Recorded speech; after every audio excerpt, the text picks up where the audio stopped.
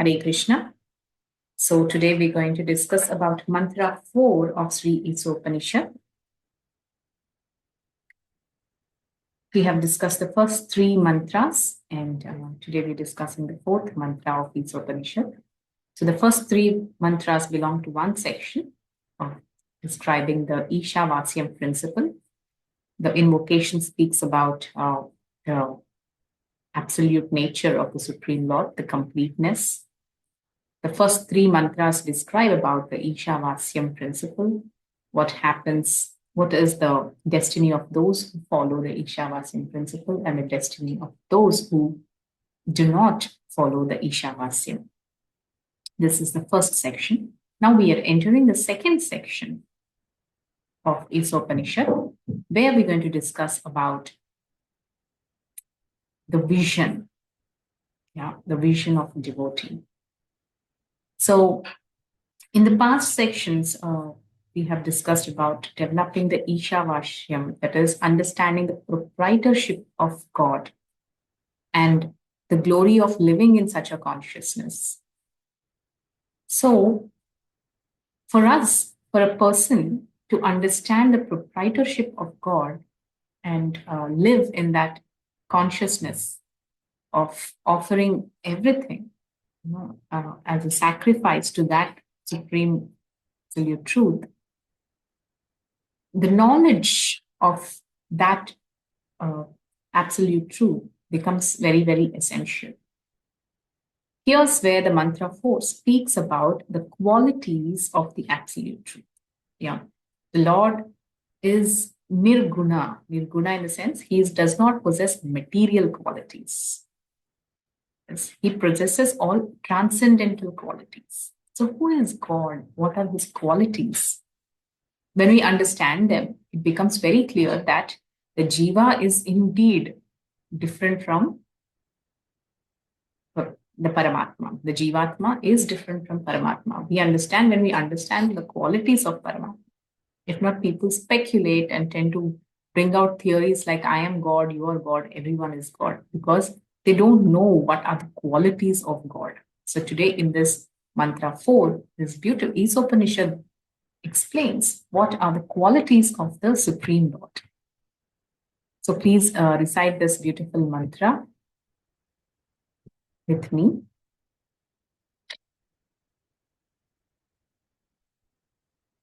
Anejadekam manaso javiyo nainadevapnuvan purvamarsh tadhavato jnanatyeti tishtat tasminapo matarishvadadhati.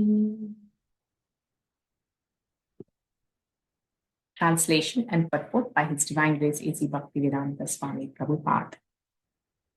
Although fixed in his abode, the personality of Godhead is swifter than the mind and can overcome all others running.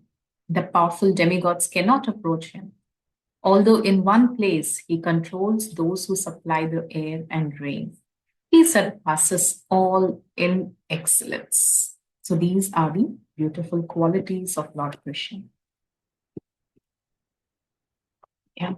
Anejad ekam manaso javiyo.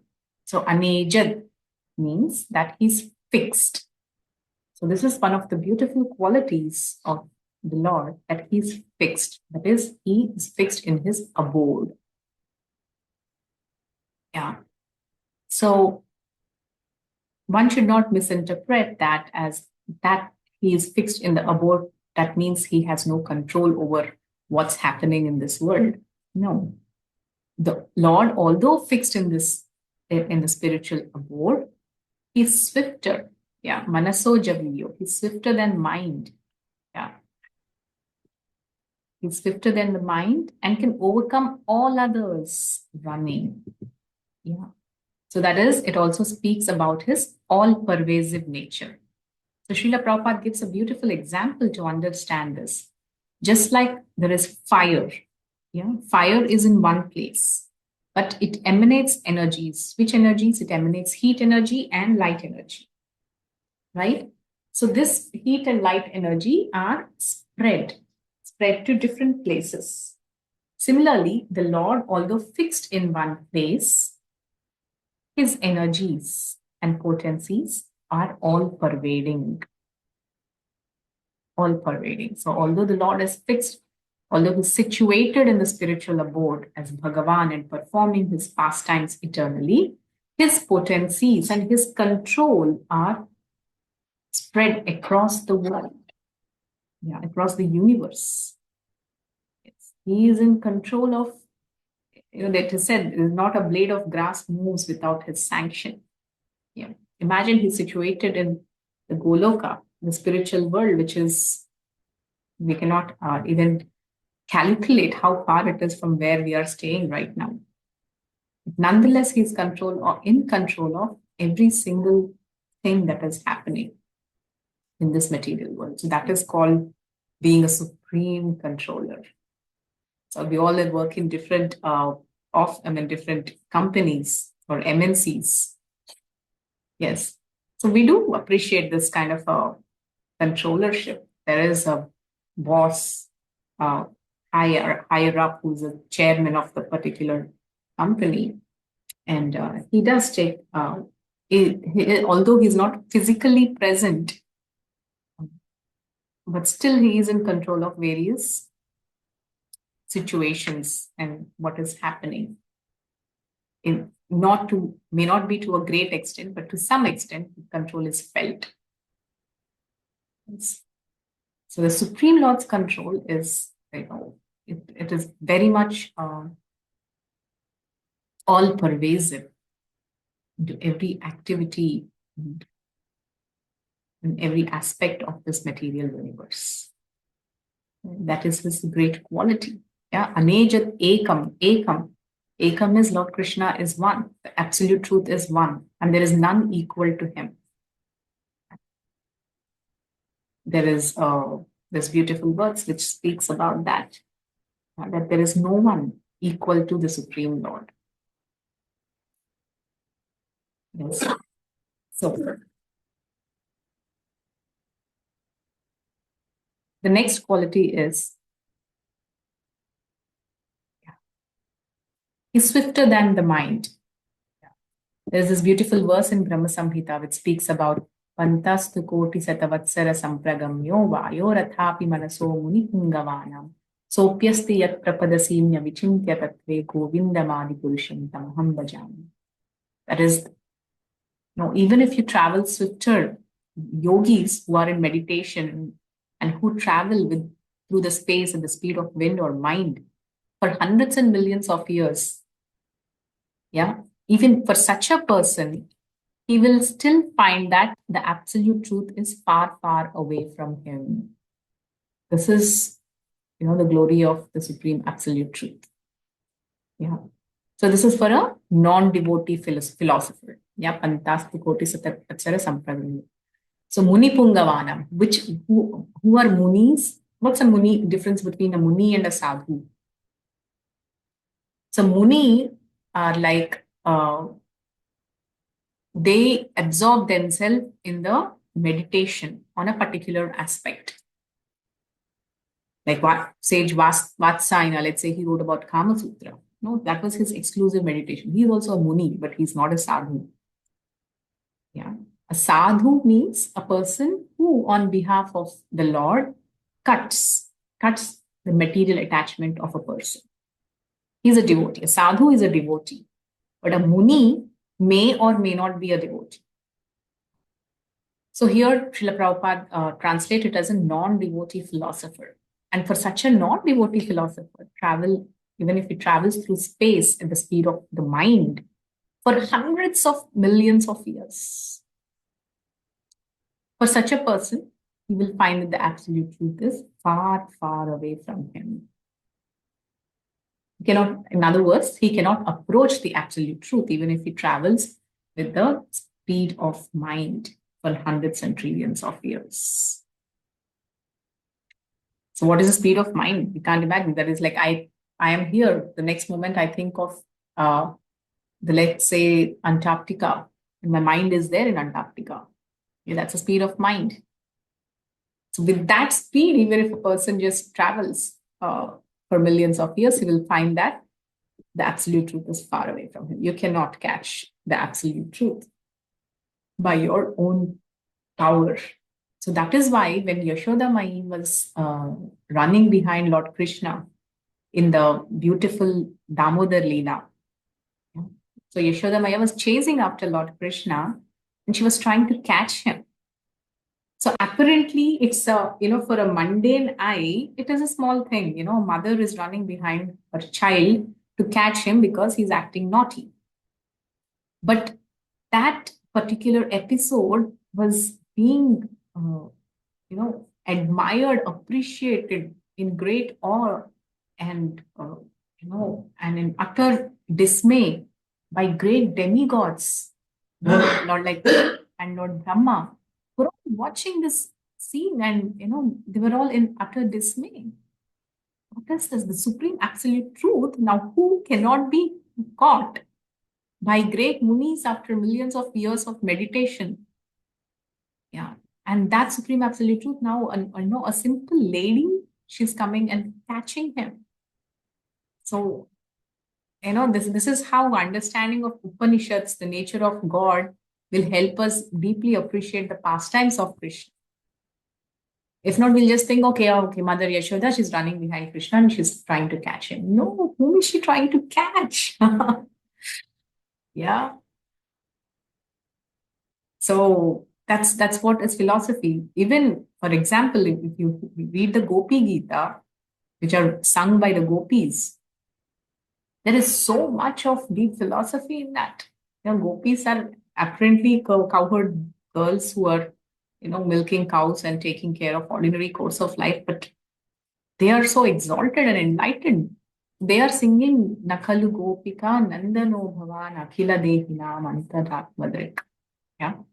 Nakalu Gopika Nandano Bhavan Akhila Dehinam Antaratmadrik. So the gopis are saying, although you are in the house of Nanda Bhavan, yeah, uh, of the Nanda Gopika, who is Yashodamai, yeah, you may be acting as the son of Nanda Maharaj and the son of Yashodamai, but Akhila Dehinam Antaratmadu, you are the Paramatma situated in everybody's heart. They're very clear about what is the position of Krishna. So this is the quality of Krishna. He cannot be caught by even the greatest of meditators, even if they travel at the speed of wind for hundreds of millions of years. And where is the Lord is said that he's fixed? Yeah, anejad. Anejad means he's fixed. Where is he fixed? Where does he live? So this is the beauty of our Vedas, our scriptures. There are many other scriptures around the world, the Bible, the Quran, and etc., etc. If you ask them what is the name of God, there is no answer. Where does he live? There is no answer. But you come to our Vedic scriptures. Yeah. What is the name of God? His prime name is Lord Krishna, and he has many other names. Where does he live? Golokaye vanivasatya kilatma bhutau. Brahma Samhita 5.37 speaks about where this Lord Krishna is living. His transcendent abode is named Goloka. Yeah, Ananda Chinmaya Rasak Pratibhavitabi Sthabhirya Eva Nijarupataya Kalabhir Goloka Eva Nivasatya Kilatma Bhuto Govindamadi Purusham Tamaham Jami. This is Brahma Samhita speaking about where God stays. Yeah, what is the name of God? Govinda. Where does he stay? Goloka. Perfect details. Yeah, where he remains and engages in his pastimes. Yet, by his inconceivable potencies, he can simultaneously reach every part of his creative energy. So, although he is situated in that beautiful abode of Goloka Vrindavana, he can reach every part of his creative energy. Yeah. So, how does he reach? Just like fire being situated in one place emanates its light and heat, so does Lord Krishna being fixed in his abode is all pervasive in terms of his energy and he controls. Yeah. And here's a brief classification of those energies. So we're speaking about Lord Krishna being fixed in his abode, and his energies are all pervasive. So what are these energies of the Lord? Broadly, they're classified into three categories. Yeah, that is the marginal energy, which is the Jivatmas, the demigods, and all of us. Let's speak about first us. Then there is Antarangika Shakti, which is the internal potency, and there is Bahirangika Shakti, which is external energy. So this external energy is like this material world. Yeah? This Jada Prakriti is the external energy. The Jivatma is the marginal potency. And the spiritual abode, Chintamani Dham, is the internal potency. So, apart from this, there is something very beautiful Prabhupada writes. So, although there are these three principal categories, there are hundreds and millions of subheadings to each of these categories. We might say that just Antarangika, Bahirangika, and Tathastha. So these are the three Shaktis of the Lord. Okay, I got to know about it. But that's not it. Under each of this heading, there are millions of subheadings. So we cannot conceive of what are the energies of the Lord. Yeah. And some Bhakti Rasas also, the Bhakti literature also speaks about his Ichha Shakti, so many other layers of his potencies and how they all together act to facilitate his beautiful pastimes and execute his sweet will. So Lord Krishna is the master of all the potencies. He's the owner of these potencies. Yes. So what we know is the demigods, Indra, Varuna, Vayu. They are empowered to control and administer light, rain, etc. But they all belong to the marginal potency of the absolute persons. Even we, the Jivatmas, also belong to the marginal potency. Okay, the spiritual sky is the manifestation of his internal potency, and this material world is a manifestation of his external potencies. So this is in brief about the energies of the Lord. Yeah. So although these energies are non-different from the Lord, we should not mistake these energies for the supreme truth. So this is where that the impersonal understanding of God comes into picture. They assume this energy to be God himself. No, there is Shakti, there is Shaktiman. The possessor of the energy is God. The energies are functional. Yeah, they do various functions. So, yeah. So here is where Isopanishad is warning us not to speculate about God with one's own limited capacity of understanding. Yes, so Brahma Samhita is saying that mental speculators who are practicing for millions of years cannot approach the absolute truth. Then what to speak of an ordinary Jivatma like us who begins to speculate and try to understand and approach God? Yeah, so here Isopanishad is warning us that it is impossible. The very first living being, Brahma, he tried to figure out this material creation on his own capacity by searching for his purpose everywhere. He was bewildered, totally bewildered, and lost and confused.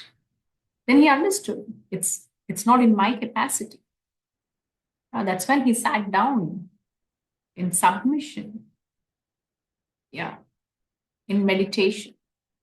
And then when he sat down in submission, by giving up his personal endeavor, that's when he got support. Yeah, we receive support when we humble ourselves. So that's when he got the prompt, tapa, tapa, tapa. So that's when Lord Brahma began his tapa, his meditation. And that's when the Lord has reciprocated to his sincerity and revealed himself, the truth and his purpose. Yes. So from the very beginning of our creation, this is the same lesson that is evident. On our own capacity, we cannot understand. Yeah. With humility, approach the authority. That is the means of understanding.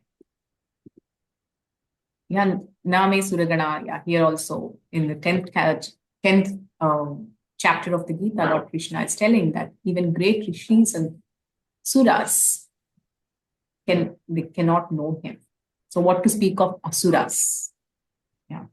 Even great demigods cannot know Krishna, then what to speak of asuras? So here are some atheists who challenge, if there is God, show me.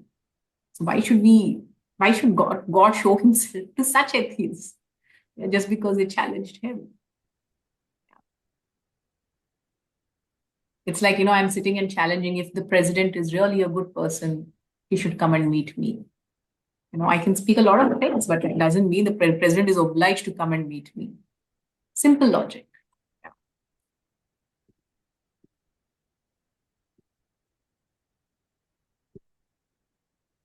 Yeah.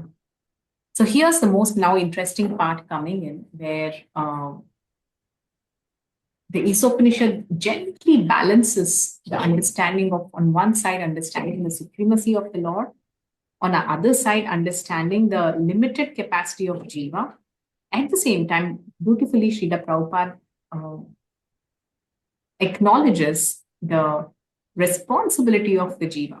Although the Jivatma is limited in the capacity, yet the capacity and ability of the Jivatma can bring in great auspiciousness to oneself and to the world.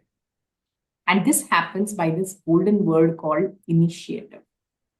Yeah. So let's read this beautiful purport of Srila Prabhupada. Yeah. So although the individual parts and parcels of the Lord's potencies have all the symptoms of Lord himself, they have limited spheres of activity and are therefore all limited. So how do we understand? So the Lord is unlimited. As Bhagavatam says, he is Abhijna and Swarat. He's all cognizant and Swarat, supremely independent. But the Jivas have limited independence. How do we understand this limited independence? Let's say there is a, a cow that is, there's a huge, big field and a cow is there. The cow can, but this cow is tied to a pole. So the cow that is tied to the pole has a limited sphere of control. Similarly, the Jivatma has this limited sphere of control. Yeah. But Paramatma has unlimited control and he's supremely independent. So that's the difference between God and Jiva. So the part and parcels are never equal to the whole. Yeah. Under the influence of material nature, foolish, ignorant living beings try to conjecture about the Lord's transcendental position. And Isopanishad warns of the futility of trying to establish the identity of the Lord through mental speculation. Yeah. So one should not establish the identity of God through mental speculation. So one extreme, there are two extremes of understanding of God. One is a smartha perspective and one is the sahajiya perspective. Smartha perspective means it's a overly philosophical projection on God, make him such an abstract principle that he is totally unapproachable and inconceivable. Although, yes, he is inconceivable, but he's not unapproachable. Yeah, that is a smartha understanding. And there's a sahajiya. Sahajiya understanding is just bring down God or Krishna to a very human level. Yeah, and trying to interact and speak about him or deal with him or think about him in such a very lowly way. Yeah, forgetting his true position.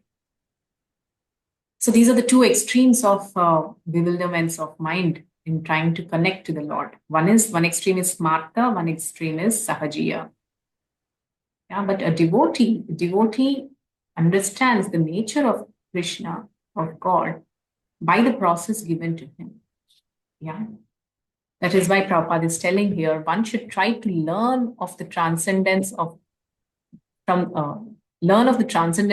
the Lord himself. That is why reading Bhagavad Gita is so important, because it is directly spoken about Krishna. Yeah. And because Lord alone has full knowledge of the transcendence. So know it from God himself, what he's speaking about himself. Because if not, there is no other way of knowing. So that is a beauty. Yeah. So now here is the key factor. So now we've learned so much about that absolute truth cannot be reached by our own energies or by our own capacity. Yeah, it will happen when he is benevolent. So does it mean the jivas are useless and they have no role to play, or they just have to forget, okay, anyways, God is not approachable, so let me do my work, or anyways, I have no capacity, so let me just not act. So these are not the conclusions. Here is Prabhupada speaking about every part and parcel of the complete whole is endowed with some particular energy to act according to Lord's will. Yes. So every part and parcel, each Jivatma is invested with a special potency, yeah, to act according to Lord's will. So because each and every living entity is eternally a servant of Lord Krishna. Yeah, and each of that living entity has that special relationship of Lord Krishna.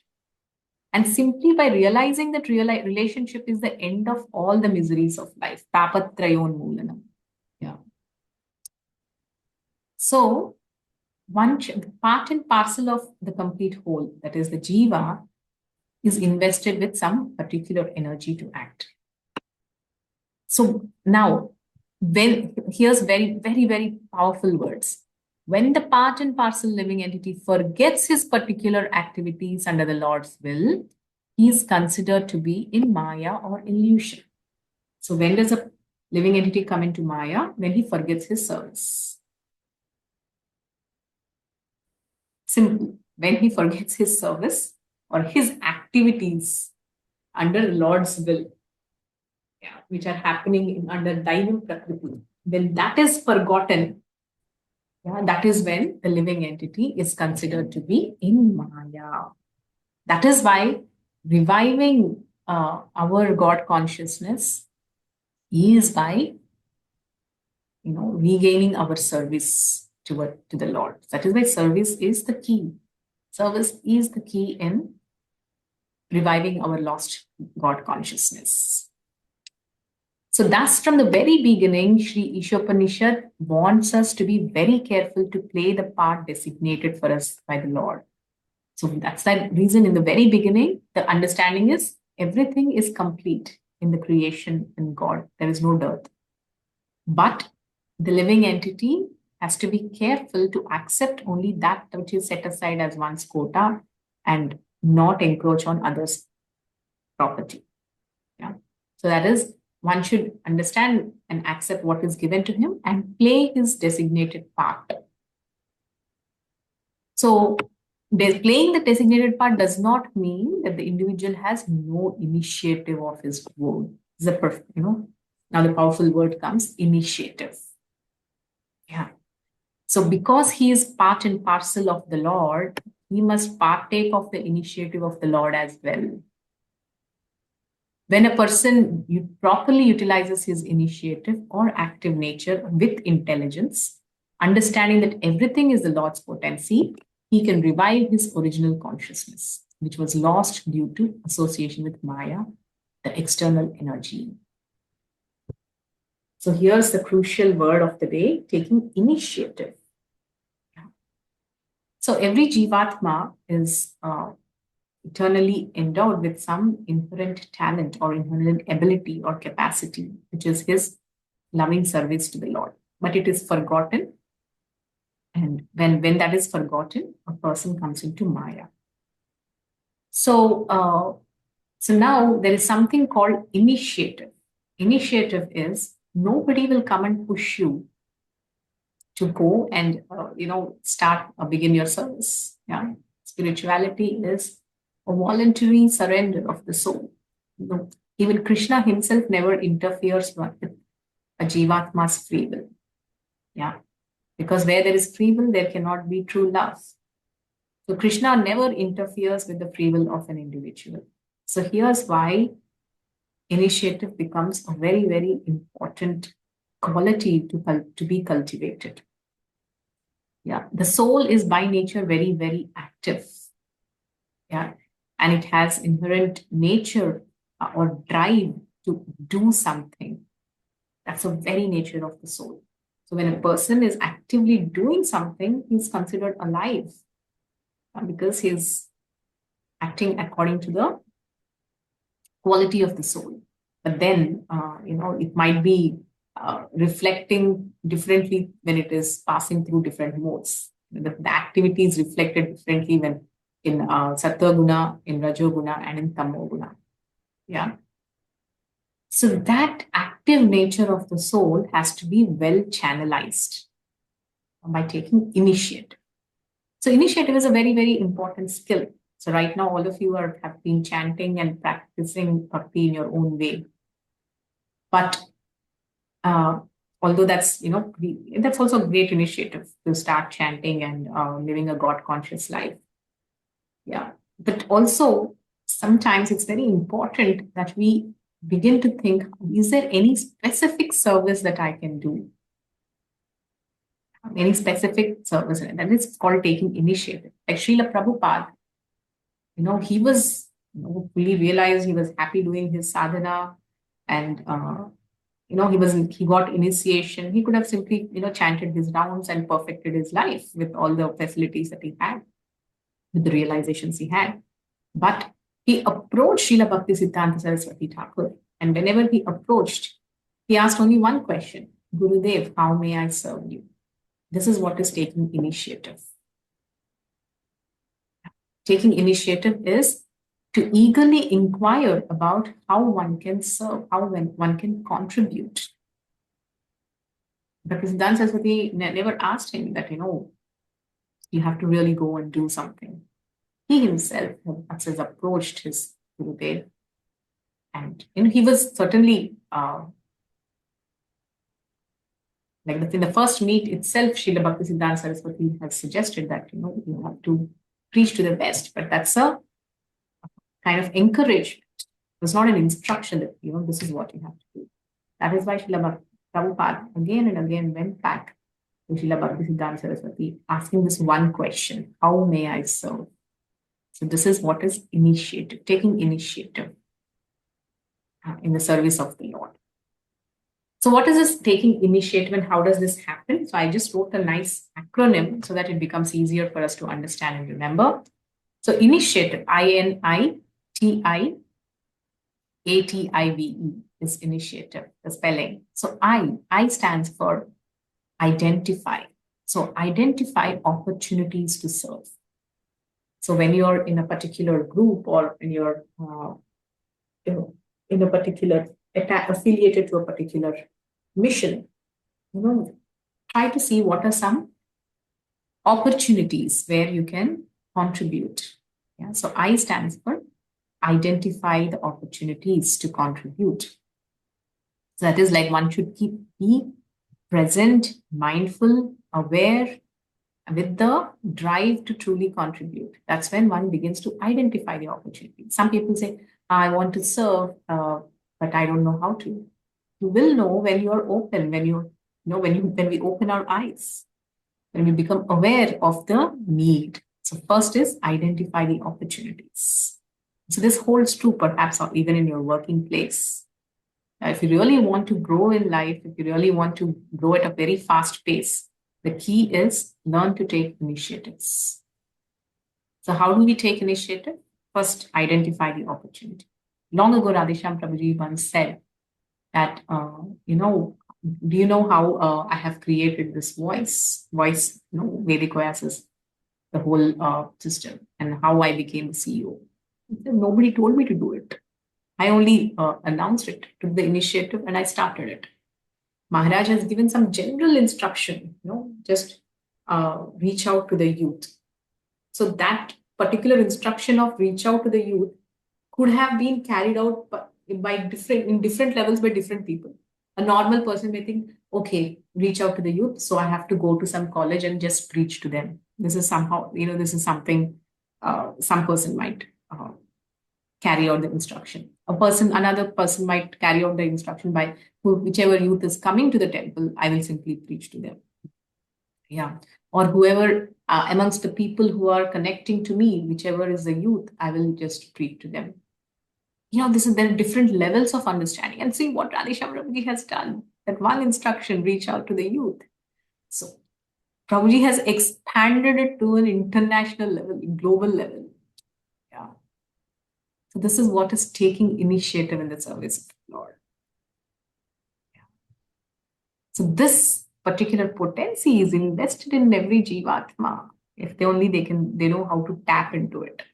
So first part of initiative is I is identify the opportunity. Yeah. Then next is N. N is novel approach. So first you identify the opportunity and then think of an approach that is novel. Yeah, that is unique. So always whenever we come up with something which has a USP, or USP is called a unique selling point, then it has a greater acceptance, and it has a greater contribution to the people in general. So novelty, your service should have some novelty. Even let's say in the research papers that we publish, although we tend to look back at the work that has been done, the question that is asked, one of the first questions that is asked by the team of professors, when you're doing your research, is what is the novelty in your research? Means you're doing all your research, but how is it going? What is it going to, what's the new thing that you're bringing out?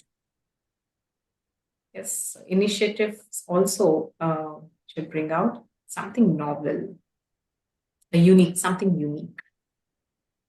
So N stands for novelty. So I stands for, what does I stands for? Identifying the identifying opportunities. N stands for novelty.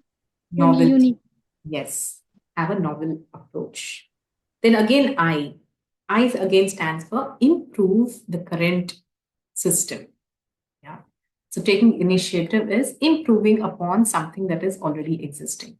So your contribution should bring about improvisation and not deterioration of the existing status quo.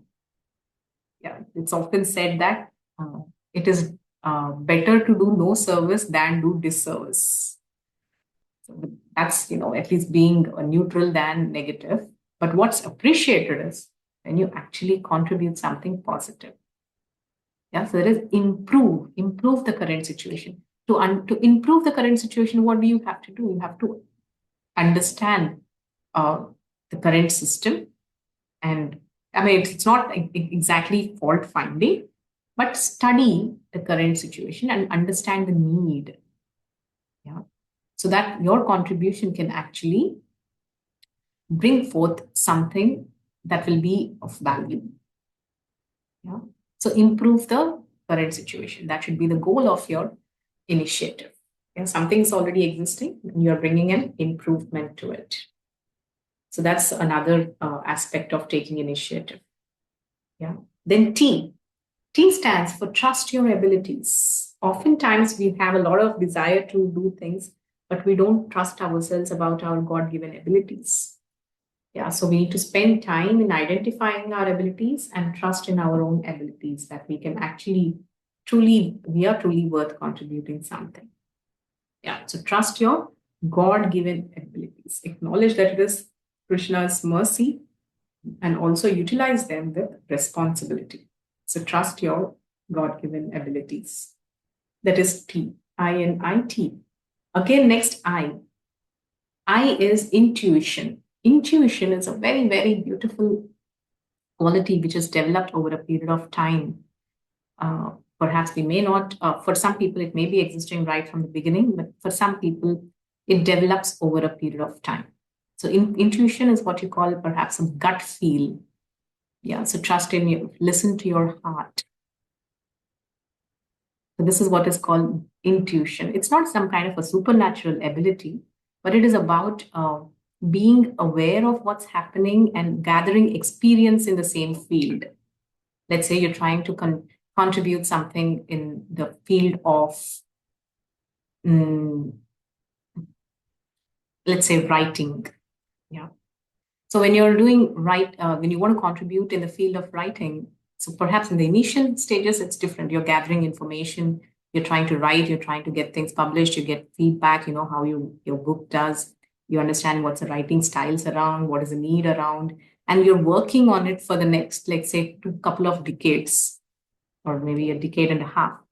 So in the same stream, after a period of time, you can make certain decision based on a gut feel, because you've gathered sufficient experience in that field.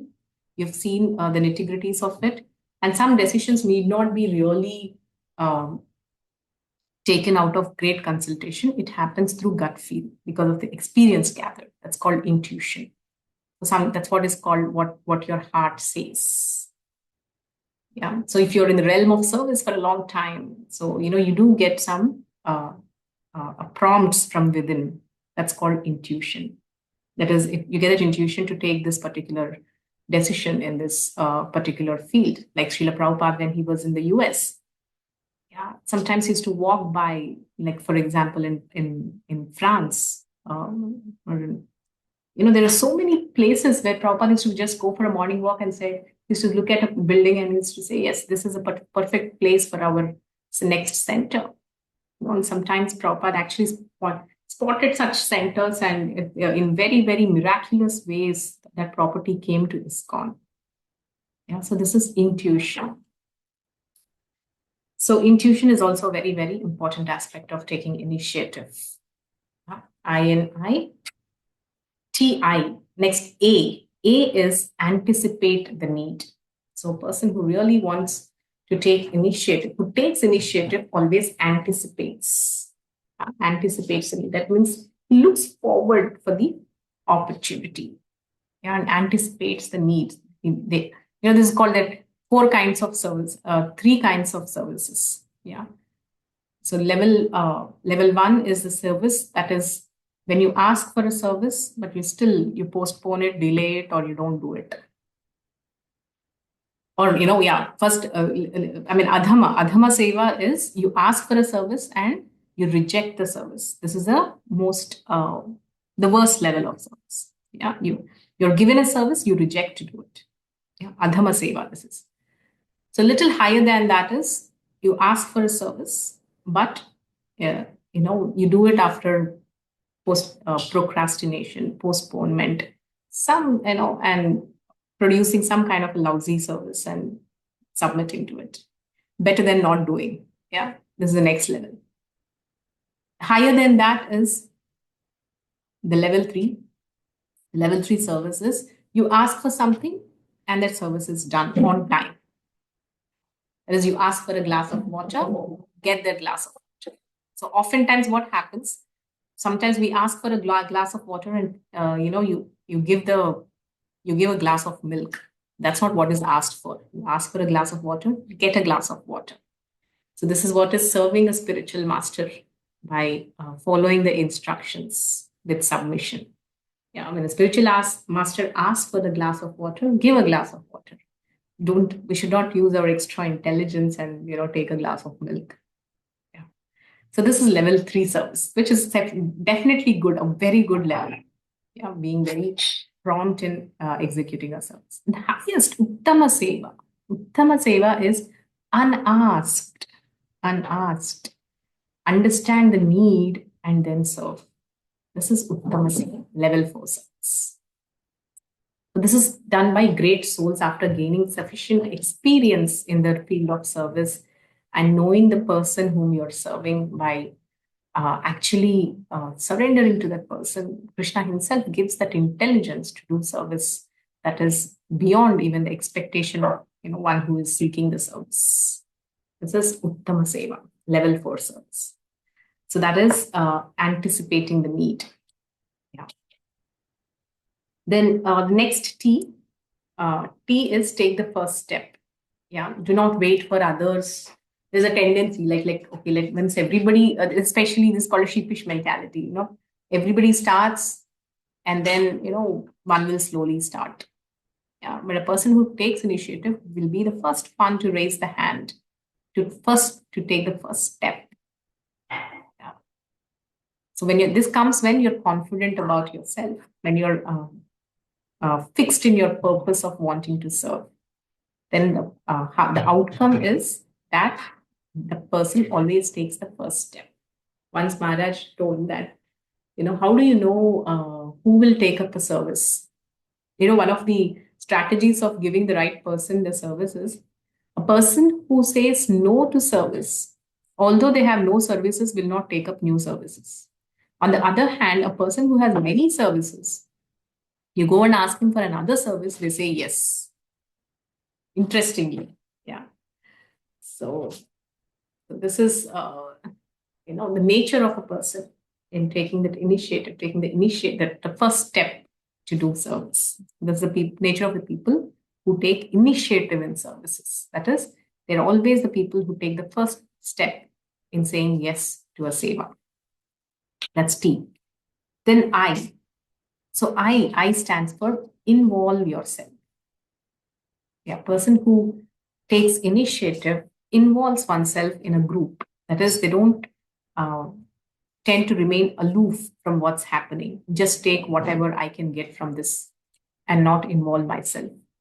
That is why in a community, for a community to work, the family dynamics play a very beautiful role. So when you're being a part of a team, understand that the team is, a person who can feel that this team is my family. And,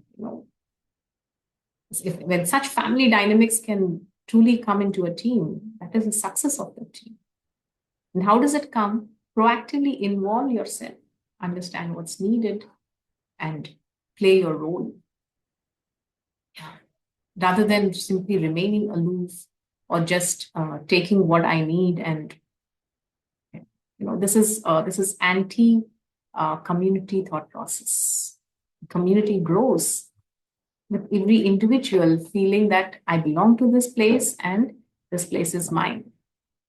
So even if few people can have this thought process, that will truly enhance the health of a team or a community. So I stands for involve yourself. And the last two alphabets, V. V stands for value. Value is add value. So add value to the existing community. This is again reinstating the same thought process of improving the current situation. Yeah. So add value. So this is the best contribution that you can do. That is understanding what's lacking and compensating to that. Like long ago, we started a house program at our home many years ago when we were in Ramantapur. So when we started the program, like first week went by, second week went by, we tried to gather a lot of facilities of serving prasadam and and arranging for a projector, etc., whatever facilities we could arrange with. The people who are coming regularly. So this one boy who used to come every week. And interestingly, so the first time, we were serving on the paper plates, and for sitting, there was no, mats and all that. Everybody was sitting on the floor. This boy, one week, he came and first week he came, he took prasadam. Second week also he came and he took prasadam. For the third week, he started bringing, mats for sitting. Yeah, that was such a need. None of us had the time to go and buy, or we couldn't anticipate this need because we were involved in cooking prasadam and getting things, so many services. For one program to happen, there's so many services that have to be done. So this boy got mats one week. The next week he brought steel plates. So this is what is called adding value to the existing system. Yeah, adding value to the existing system. Even our Shravya also, we used to have a girls program here. So she used to contribute to the chanting bags that were to be distributed to all the girls. This is adding value to the system. This is a very wonderful initiative. It's a great service attitude. And the last E stands for be a good example. Yeah, to be a good example. So your example will always be remembered, for the person who takes initiative. Yeah, when they take the responsibility of setting good example, their example will remain and inspire many others. This is in brief what exactly it means taking initiative in the service of Lord Krishna. I will just revise again this acronym. First, I stands for identify opportunities. N stands for bring about novel approach. Yeah, bring about novel approach. Then next I stands for improve the current situation. Then T stands for trust your abilities and align them. Yeah. So trust your abilities and align them. Then next I stands for use your intuition or gut feel. Then A stands for anticipate the need. Anticipate the need. And then T stands for take the first step. Do not wait for others to begin. Take the first step. Next I stands for involve yourself. And V, value, add value to the current situation. And last E, be a good example. In this way, when you take initiative on behalf of the Lord, you're in the process of utilizing your initiative. Yeah, one is, through this very process, a person can revive his own original consciousness, which was lost due to the association with Maya. So the last paragraph, all power is obtained from the Lord. Therefore, each particular power must be utilized to execute the will of the Lord and not otherwise. So now the next question is, why should we use our initiative in serving the Lord?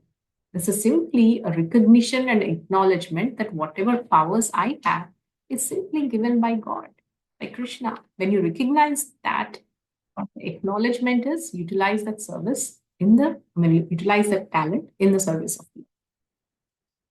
The Lord can be known by one who has adopted such a submissive service attitude. Perfect knowledge means knowing the Lord in all his features, knowing his potencies, and knowing how these potencies work by his will. These matters are described by the Lord in the Bhagavad Gita, the essence of all Upanishads. Hare Krishna. So I will end here. In summary, today in this particular mantra 4 of Sri Isopanishad, we discussed about the transcendental qualities of God. That he cannot be approached by even great munis after millions of years of meditation. That is, he can be approached only by pure devotees. Even great demigods are put into illusion by his powers. So what to speak of ordinary living entities?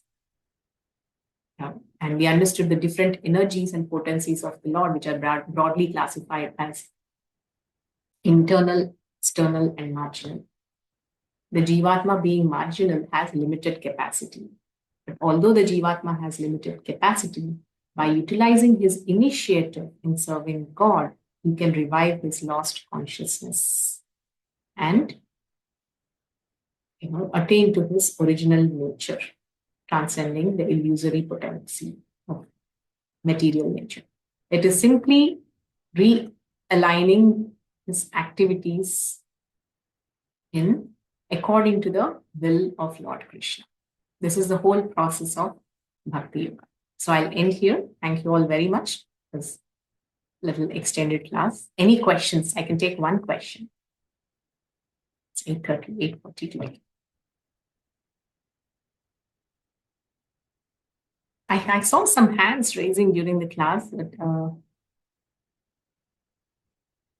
yeah. Are there any questions or discussions?